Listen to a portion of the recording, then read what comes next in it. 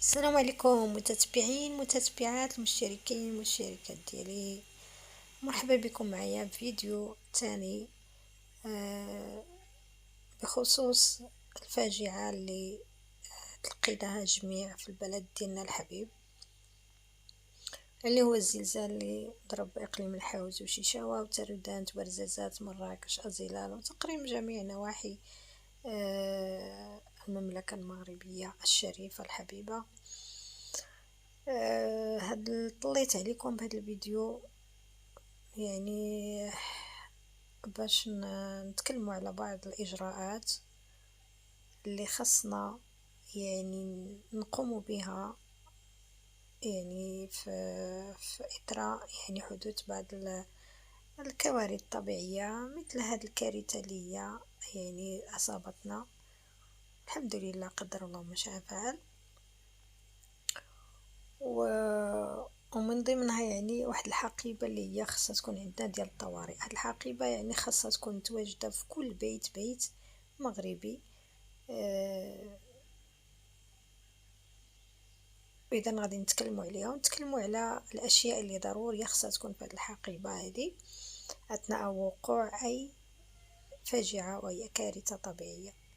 يعني هو المفروض يعني تكون عندنا، ولكن للاسف يعني حنايا كنتهاونوا بزاف وما قليل الاسر المغربيه تقدر تكون عندها هذه الحقيبه هذه. يعني ما عندناش وعي كبير في هذه المساله هذه. اذا من بين هاد الاشياء اللي ضروريه تكون في هذه الحقيبه ديالنا خاص اول شيء الادويه. اذا بالنسبه لنوعيه الادويه، لان كما كنعرفوا ان كيكونوا شي وحدين عندهم امراض مزمنه، لهذا ضروري يكون عندنا يعني واحد مخزون يعني ديال داك الادويه. ممكن تكون تشري جوج ثلاثه كل مره يعني تشري وبقاو عندك، لان للاسف حنا ما كنديروش بحساب هذه المسائل، ولكن هذا هو جا الوقت اللي الانسان خصو يدير الحساب لهذه المسائل هذه. وايضا بعض الادويه اللي هي ضروريه تكون في الدار، مثلا بحال دوليبران، بحال مثلا الامراض يعني بعض المسكنات المهدئات. ايضا مثلا المعقمات اليدويه، يعني المعقمات الخاصه مثلا بالايد، بالجروح والى اخره، بحال بيتادين. بحال ايضا خص الانسان تكون عنده مثلا ديك البصمه، خاص يكون عنده، ولما لا الانسان يوجد يعني داك الادوات اللي ممكن كاسعافات اوليه. شنو كذلك يعني بالنسبه ايضا لبعض الاشياء بحال اللباس، بحال مثلا بحال التقاشر اللي هما الجوارب، مثلا بحال الليقات، بحال بعض اللباس الخفيف هكا، لان ديك الحقيبه اكيد ما غتكونش ثقيله، لانه ما يمكنلكش في هذيك اللحظه اللي يكون فيه الانسان يعني في هذيك الحاله ديال الذعر والخوف يعني ما يقدرش يهز شي حاجه يعني ثقيله. لهذا منطات مثلا الفراش يكون شويه خفيف، مثلا ممكن الانسان يتعرض يجلس في برا، اذا خصو مانطا تكون خفيفه. اما بالنسبه للناس اللي عندهم وليدات كذلك ضروري انسان تكون عنده ديك الادويه ديال بحال ديال ارتفاع الحراره، ويكون عنده ميزان الحراره، ويكون عنده يعني الاشياء اللي ممكن تحتاج للاطفال، مثلا بيبغوا اللي هي رضاعه، الحليب يكون زايد في الدار.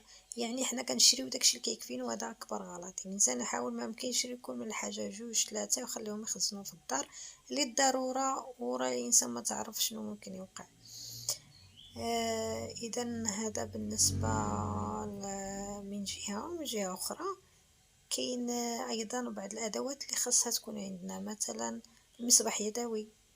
يعني تصبحوا يعني طرقوا بعض الاخوان، واحد الاخت يعني كان الله يجازيها بخير هاد الاشياء هذه، وكانت قالت باللي انه المصباح يكون يتشارجا، مثلا الميديا اللي كتشارجا. انا معاك في هذه، ولكن انا كنظن بالنسبه لي انا يكون يدوي، وكاين ديال مثلا يتشارجا، وكاين هذاك ديال الحجر. انا كنفضل هذاك، ويكون عندك الدوبل ديال داك الحجر، يعني ممكن انه يديشارجا لك هذاك المذياع، ممكن يديشارجا لك هذيك وما عندكش الضوء وفي ديك الحالات كينقطع، يعني الكهرباء كتنقطع. لهذا كنحبذ انه يكون عندك من هنا ومن هنايا، يكون عندك هاد الحجر، يكون عندك الدوبل وتخليهم في الدار ماشي مشكل.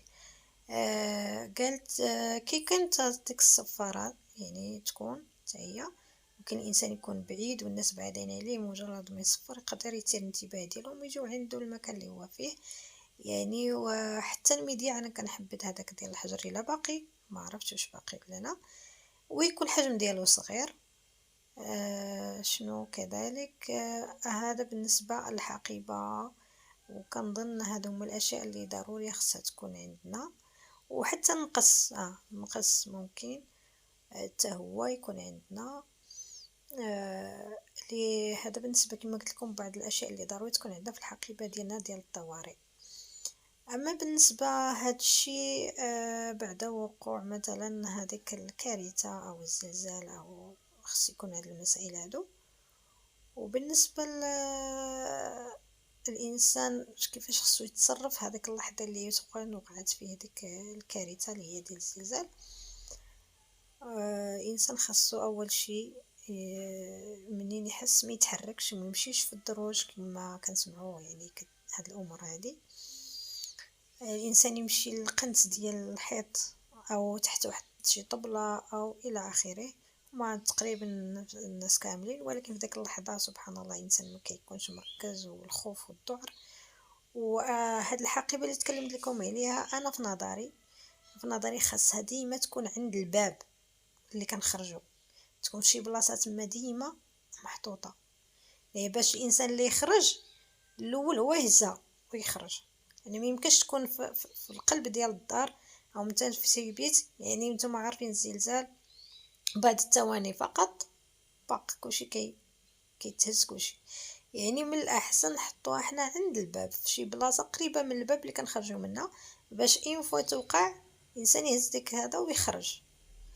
اذا بالنسبه لي انايا، والانسان يحاول ما امكن ما يوقفش حدا في شي بلاصه اللي فيها الحيوط ولا الشجر، او لا يحاول يكون في شي مكان اللي هو خالي، اللي هو بعيد شويه على الديور، بعيد على الشجر، بعيد باش ملي كتوقع الكارثه ما يطيحش عليه شي ردم ولا مثلا شي اغصان وغتوقع الكارثه. اذا هذا فيديو متواضع مني لكم، نتمنى تكونوا استفدتوا جميع. ونتمنى من هنا لهي خلاص دابا الانسان خاصو شويه يوعى.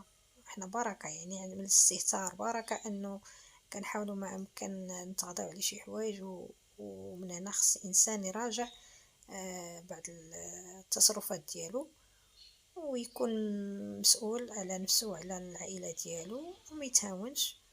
والى فيديو قادم ان شاء الله الرحمن الرحيم. ولكم مني الاحترام والتقدير، وتعازينا للاسر المغربيه، وإلى اللقاء.